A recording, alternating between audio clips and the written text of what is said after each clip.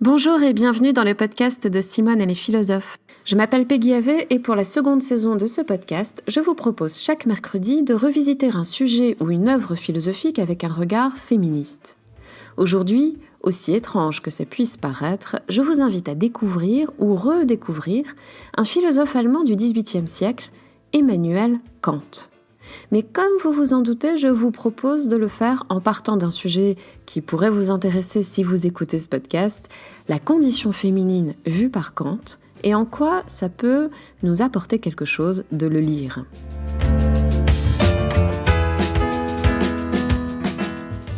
Quand on prend conscience des préjugés sexistes assumés par la plupart des philosophes de notre tradition, on est tenté de leur tourner le dos, de les envoyer valser entre eux, entre hommes misogynes, et de ne plus parler d'eux.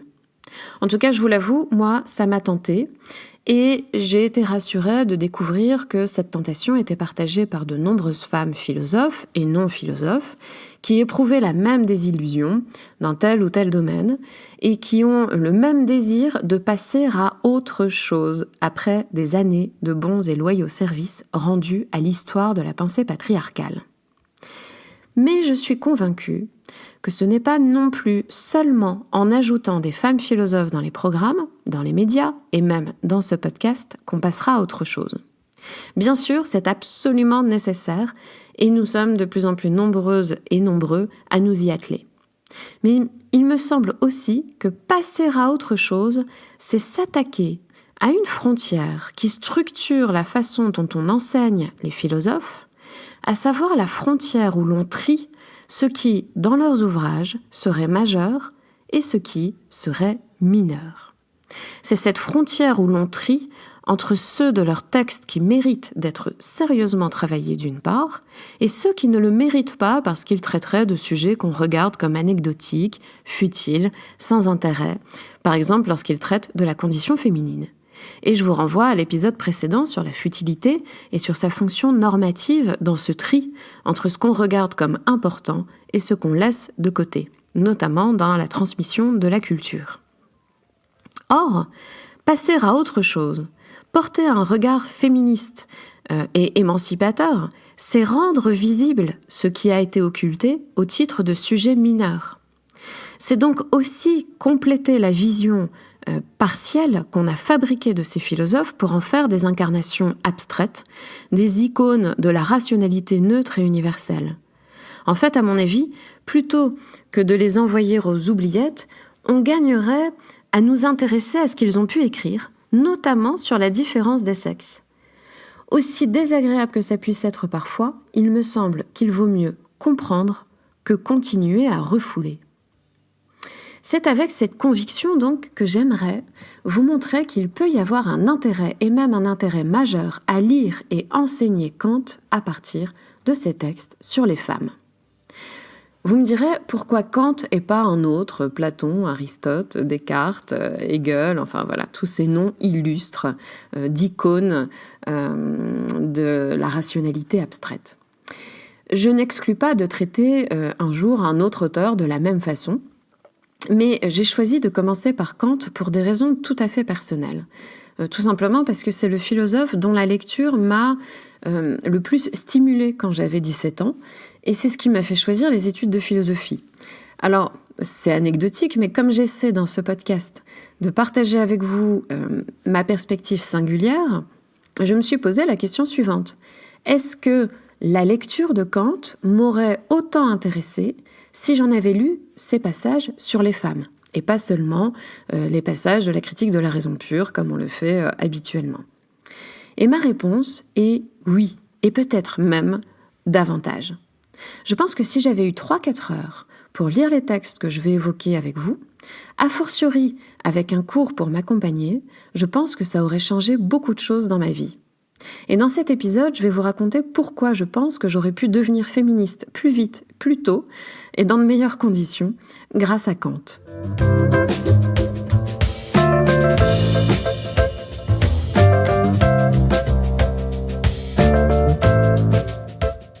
Alors pourquoi donc y aurait-il un intérêt à lire Kant avec des lunettes féministes ?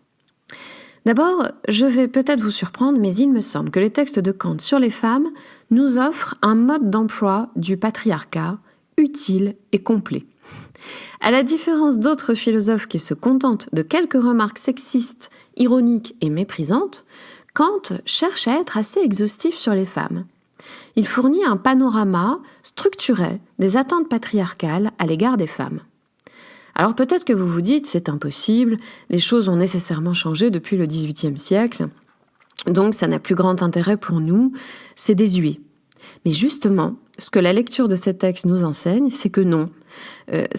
En fait, ces textes nous donnent un peu de recul sur les clichés sexistes de notre époque. Je m'explique et je vais m'appuyer principalement sur un ouvrage qu'on considère comme mineur de Kant et qui s'intitule « Les observations sur le sentiment du beau et du sublime ». C'est un texte qui date de 1764, donc Kant a 40 ans lorsqu'il l'écrit. Et les idées qu'il y développe sur les femmes se retrouvent encore en 1798, donc ce ne sont pas des remarques de jeunesse qu'il aurait remises en question plus tard. Ça reste d'actualité, y compris à la fin de sa vie. Alors comment Kant conçoit-il la condition féminine ? Je ne peux pas vous lire l'intégralité des extraits ici, mais je les ai mis sur le site de Simone et les philosophes, et puis j'ai fabriqué un bonus pour vous permettre d'approfondir vraiment ce point sur Kant. Kant parle de la femme en l'appelant le beau sexe. Et comme il l'explique lui-même, il ne reprend pas l'expression par simple habitude sociale, il lui donne son sens lexical le plus fort. Si on a appelé la femme le beau sexe, ce n'est pas anecdotique, car en fait la femme se caractérise comme le sexe du beau. Et ce, sous plusieurs aspects. D'abord parce que, je cite, « Le visage des femmes est en général plus fin, leurs traits plus délicats et plus doux, leur air plus attrayant, surtout dans l'expression de l'amabilité, de la plaisanterie et de la gaieté. » Les femmes, fin de citation, les femmes, pour Kant, sont destinées par la nature à plaire davantage, d'où la finesse de leurs traits que la nature leur a donnée donc. Et c'est cette finesse de leurs traits qui, je cite de nouveau, le différencie d'une autre, donc différencie ce sexe, le beau sexe, d'une autre, donc le nôtre c'est le sexe de Kant et de ses lecteurs, et se font principalement connaître par le signe de la beauté. Alors je reviendrai sur cette référence au nôtre après. Mais ce qui m'intéresse là, c'est qu'en fait, voilà, pour Kant, la différence des sexes s'appuie sur le fait que le sexe féminin, c'est le sexe du beau, que les femmes ont un goût plus subtil, car elles s'occupent très tôt des parures, des ornements, des décorations en tout genre, et de tout ce qui peut être gai et agréable. Je cite encore, « Une femme a un sentiment fort et inné de ce qui est beau, gracieux et orné. » Dans l'enfance déjà, les femmes aiment les toilettes et elles se plaisent elles-mêmes à se parer. Fin de citation. C'est un truc qu'on raconte encore très souvent au sujet des petites filles. Il faudrait genrer les jouets parce que c'est évident que les petites filles aiment davantage se déguiser que les garçons et mettre des jolies robes, etc. Bon, je passe là-dessus. Pour gagner du temps, voici les caractéristiques de cette nature féminine selon Kant. Donc je les ai listées. Et donc je ne vais pas vous donner toutes les citations, mais je vous résume les caractéristiques qu'on peut collecter en lisant ces textes de Kant. Premièrement, il y a donc la beauté et la beauté des ornements, comme je viens de vous le dire. Deuxièmement, il y a la gaieté. Les hommes sont moins gais parce qu'ils ont l'esprit plus profond. Troisièmement, il y a la pudeur. Les femmes veillent à bien se tenir et elles aident les hommes à en faire autant. Quatrièmement, il y a la bonté, c'est-à-dire que les femmes ont un certain goût pour les belles actions, mais c'est lié à leur sensibilité. Ce n'est pas lié à leurs principes. Elles n'ont pas de principes, dit Kant, puisque ce sont les hommes qui ont des principes grâce à leur profondeur d'esprit et leur rationalité. Cinquièmement, les femmes sont susceptibles. C'est ce qui va avec leur grande sensibilité, donc il faut être indulgent, dit Kant, ce n'est pas grave. Sixièmement, les femmes sont craintives et elles recherchent la protection masculine. Septièmement, elles sont économes, elles s'occupent bien de l'intendance familiale. Huitième point, elles sont manipulatrices, car elles déguisent leurs atouts en faiblesse pour plaire aux hommes, puisque on sait que on plaît plus facilement si on met en avant ses faiblesses. Neuvièmement, elles sont coquettes pour séduire. Dixièmement, elles ont de bonnes dispositions pour la psychologie. Et c'est lié, pour Kant, au fait qu'elles sont destinées à éduquer les hommes dans une certaine mesure. Donc c'est important qu'elles aient une bonne connaissance de la psyché humaine. 11e point, elles ne sont pas nobles, mais elles savent exiger et reconnaître la noblesse d'un homme. 12e point, elles sont propres, plus que les hommes. Voilà, bon, je vous le dis, puisque j'ai collecté ce point. Alors, il y en a peut-être d'autres, mais c'est les 12 caractéristiques de la nature féminine que j'ai relevées dans les différents textes dont je vous parle, mais que je vous invite à lire et je vous les mets à disposition sur le site. Alors, je dis bien qu'il s'agit des caractéristiques de la nature féminine, car Kant le précise bien, ce n'est pas une construction culturelle, c'est une distinction naturelle. Je le cite, « Il ne suffit pas de se représenter qu'on a devant soi des humains, on doit aussi ne pas négliger le fait que ces humains sont de deux sortes. Il y a donc deux sortes d'êtres humains. Et il faut en tenir compte dans l'éducation pour, je cite encore, ne pas rendre méconnaissable la différence charmante que la nature a voulu établir entre les deux. » Alors, Kant fonde ses observations sur ce qu'il pense être l'intention de la nature. C'est-à-dire qu'il rapporte la différence sexuelle à une finalité qu'aurait chaque sexe et qui lui est prescrite par la nature. C'est ce qu'on appelle une perspective téléologique. C'est de comprendre les choses en les rapportant à leur finalité. Chaque sexe doit poursuivre une finalité qui lui est propre et qui est inscrite dans sa nature. Et il faut en tenir compte dans l'éducation comme dans l'organisation de la vie sociale. C'est pourquoi, pour Kant, les femmes, même si elles ont un esprit, doivent se garder de faire de la science ou de la philosophie. Je cite, « Le beau sexe a autant d'entendement que le masculin, seulement c'est un bel entendement et le nôtre, toujours ce nous qui désigne Kant et ses lecteurs masculins, le nôtre doit être un entendement profond, ce qui a la même signification qu'un entendement sublime. L'étude laborieuse ou la cogitation morose, encore qu'une femme puisse y exceller, anéantissent les avantages qui sont propres à son sexe et peuvent faire l'objet d'une froide admiration en raison de leur rareté, mais elles affaibliront par là même les charmes par lesquels elles exercent une grande force sur l'autre sexe. » Fin de citation. L'étude laborieuse, donc, ou la cogitation morose, la pratique de la métaphysique ou de la philosophie, de la science, etc., eh bien tout ça, ça rend la femme moins séduisante. Or, sa nature lui prescrit de plaire. Donc, une femme érudite ressemble à... c'est comme si elle portait une barbe, dit Kant. Je cite, « Une femme érudite, donc, pourrait aussi porter une barbe pour se donner l'air de profondeur qu'elle recherche. » Et il cite en exemple une philologue traductrice de Homère au XVIIe siècle, Anne Dacier, et la marquise du Châtelet. Voilà, donc ce sont des femmes érudites, il y en a, mais c'est tout à fait contre nature. C'est comme si elles portaient une barbe.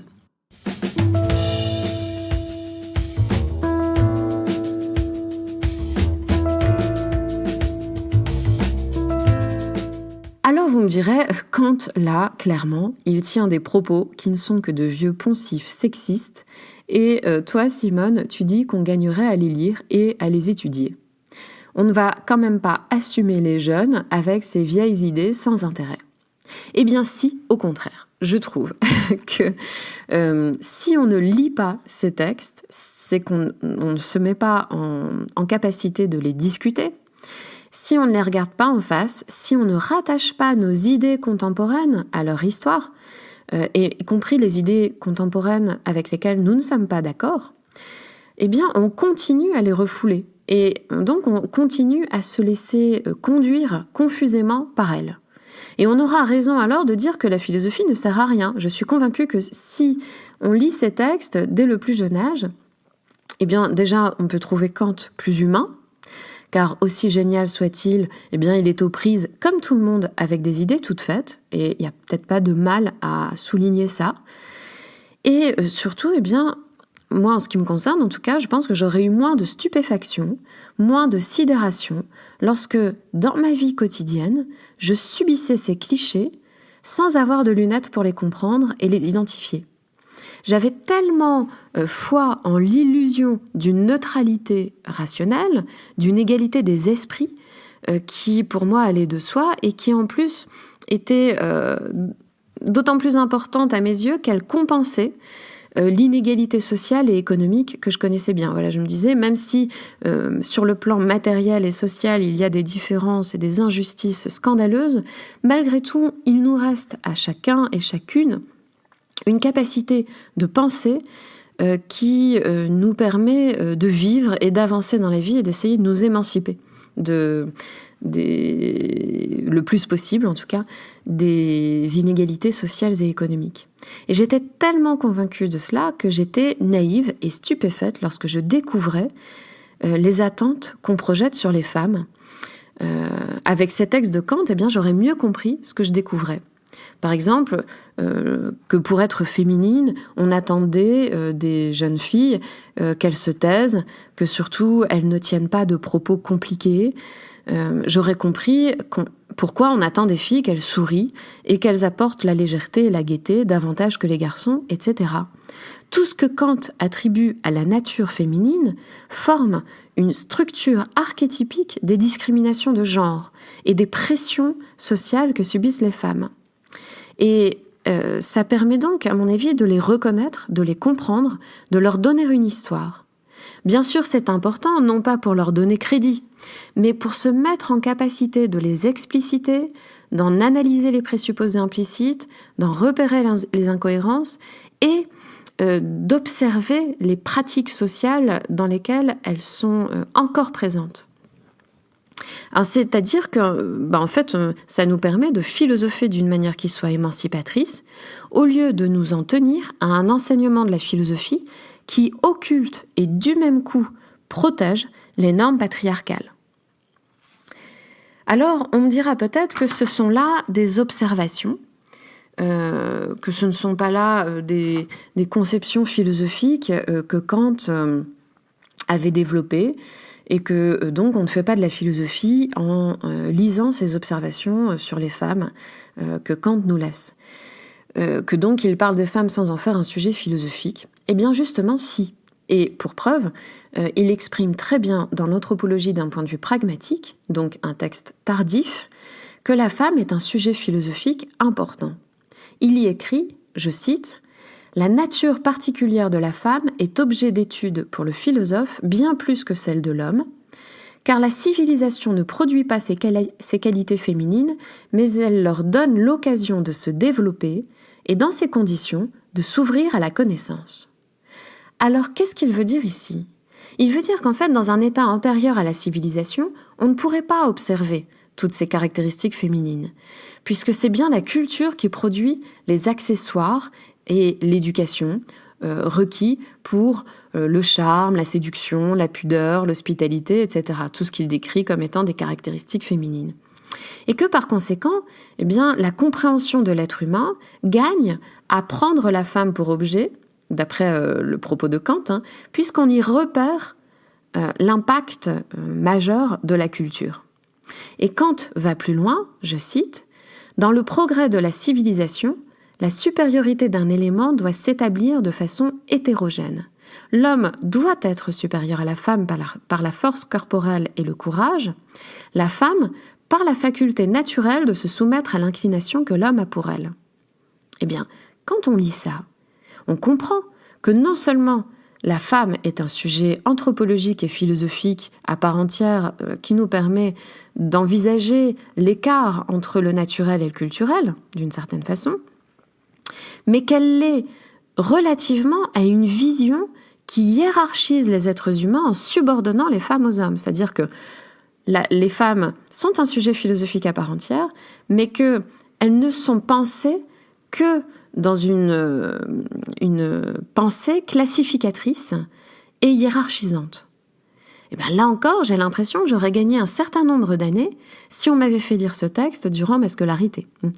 Si la distinction des genres était une notion à part entière qu'on travaillait dans les programmes de philosophie en terminale, il me semble que ça intéresserait pas mal de jeunes. Et de moins jeunes, évidemment. Dans une autre perspective, même sans lire les textes consacrés aux femmes, on pourrait s'amuser très sérieusement à affûter notre esprit critique en questionnant les textes dits majeurs, c'est-à-dire ces textes qui sont dans les manuels et qu'on lit sans forcément repérer les présupposés implicites misogynes. Par exemple, très traditionnellement, il est d'usage d'aborder Kant par un texte dans lequel il présente les 3 grandes étapes du progrès de la raison. Ce texte, je vous le mets aussi sur le site. SimoneEtLesPhilosophes.fr, pour rappel. Alors, ces 3 grandes étapes du progrès de la raison, c'est premièrement l'étape dogmatique, qui est comme l'enfance de la raison, dit Kant. Alors, c'est cette première étape où l'on croit qu'on peut tout connaître. La deuxième étape pour Kant, c'est l'étape sceptique. Alors, on se met à douter de tout, c'est comme l'adolescence, dit Kant. Et il y a une troisième étape, qui est bien sûr celle développée par Kant, qui est l'étape critique. Ce fameux terme critique qu'on retrouve dans Critique de la raison pure, Critique de la faculté de juger, Critique de la raison pratique, etc. Bon. Et qu'est-ce que cette étape critique ? Eh bien, c'est le cœur de la pensée de Kant. La démarche critique consiste à distinguer ce qu'on peut connaître et ce qu'on ne peut pas connaître. Alors, je ne vais pas développer cela ici, je le développe dans le bonus. Qu'est-ce que la pensée critique de Kant ? Voilà, je vous ai consacré un bonus là-dessus. Mais ici, ce qui nous intéresse, c'est les mots qu'utilise Kant pour caractériser cette étape critique. Je le cite, « Mais un troisième pas est encore nécessaire, qui n'appartient ou ne survient qu'à un jugement mûr et viril. » Fin de citation. Je suis allée chercher l'allemand pour voir si le terme viril était extrapolé par les traducteurs ou non.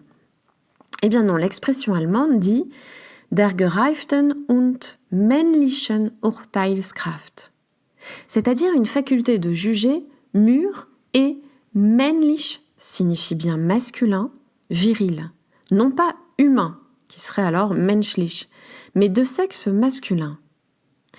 Donc, cette troisième étape, l'étape décisive à laquelle on s'introduit en lisant ce texte, est présentée comme une étape mûre et virile.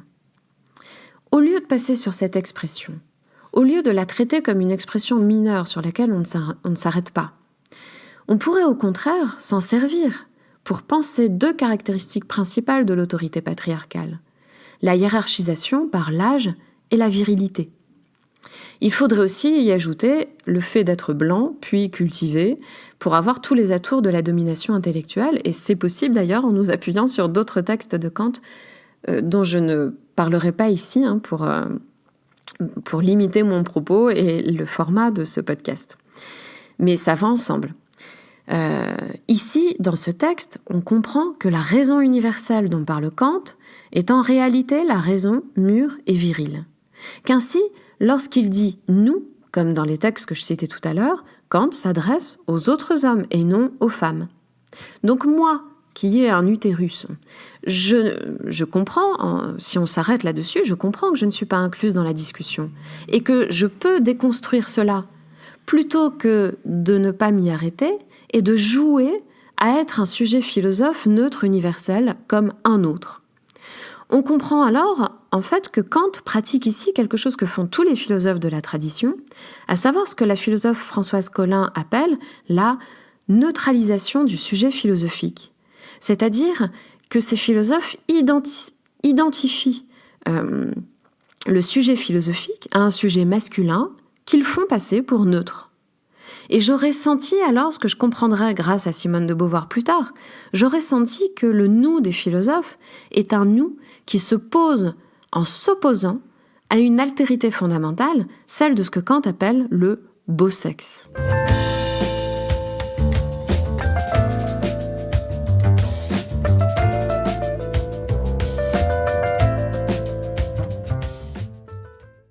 Je viens de vous dire que pour Kant, les femmes, par leur nature, devaient s'occuper de tout ce qui concernait la beauté et laisser la profondeur d'esprit aux hommes.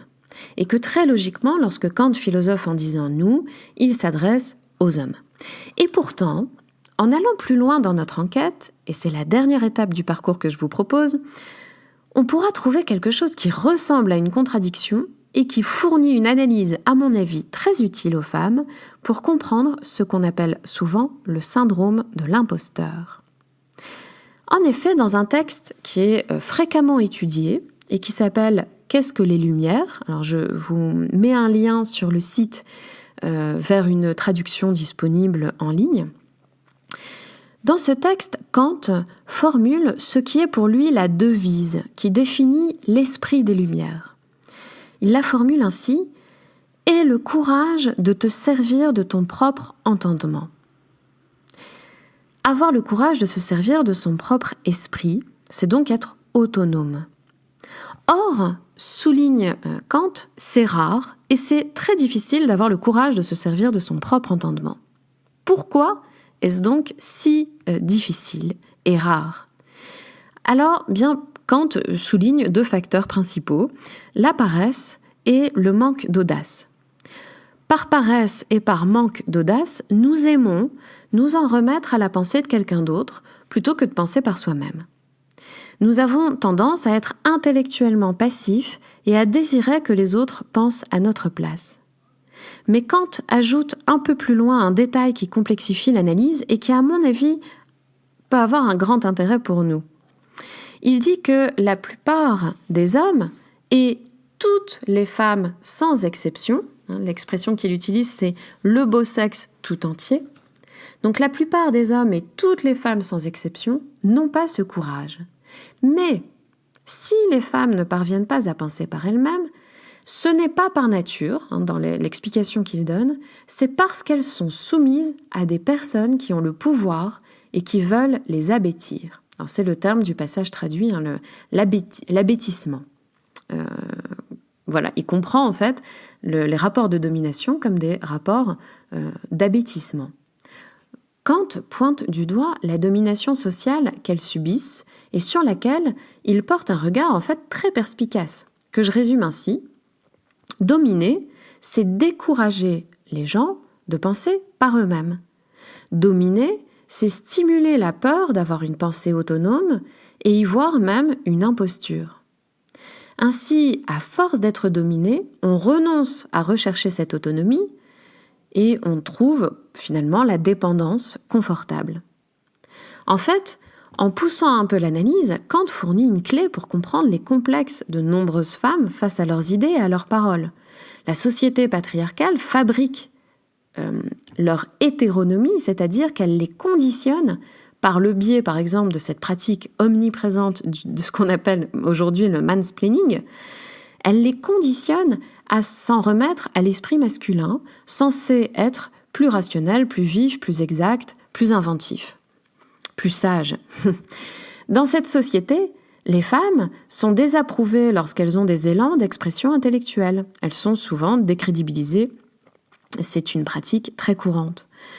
Penser par soi-même, pour une femme, c'est inévitablement déplaire et désobéir. Donc c'est s'exposer à des conséquences désagréables et dissuasives. Pour sortir de ce conditionnement, pour penser par soi-même, alors que notre rôle féminin nous l'interdit, il faut se confronter à ce que Virginia Woolf appelait l'ange du foyer. L'ange du foyer, c'est cette petite voix lancinante qui nous rappelle, lorsque l'on parle ou lorsqu'on écrit, qu'il ne faut pas faire preuve d'esprit critique avec les hommes, qu'il faut les ménager et leur plaire, qu'il vaut donc mieux limiter ou masquer son indépendance d'esprit. Pour Virginia Woolf, écrire quand on est une femme, donc écrire ce qu'on pense, c'est penser. Et donc, c'est tuer cet ange du foyer, c'est son expression, c'est éradiquer en nous cette autocensure permanente qui exige de nous que nous nous en remettions à la parole d'un homme qu'il nous faut valoriser. Alors je reviendrai peut-être sur ce texte que je trouve magnifique, sur l'ange du foyer de Virginia Woolf, dans un autre épisode si vous le souhaitez. Voici donc pourquoi je suis convaincue que l'on gagnerait à lire et discuter Kant avec des lunettes féministes, qui n'étaient évidemment pas les siennes, mais qui permettent de nous intéresser à ce qu'on a trop longtemps considéré comme mineur et qui est pourtant d'un intérêt concret et crucial. Grâce à toutes ces mises en garde, Kant nous propose un réel sous-titrage de nos sociétés patriarcales, ce qui peut nous faire gagner un temps précieux pour devenir un peu plus libre, ce qui me semble être l'objectif de la philosophie.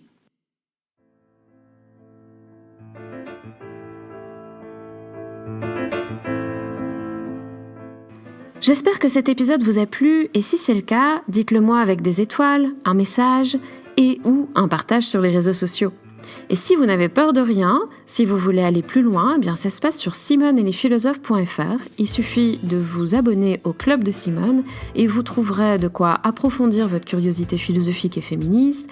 Vous trouverez les infos et les accès aux lives que j'anime chaque mois, etc. Cet épisode a été généreusement masterisé par Geoffroy Montel, que je remercie du fond du cœur. Et je vous laisse avec la magnifique musique de Masha Garibian.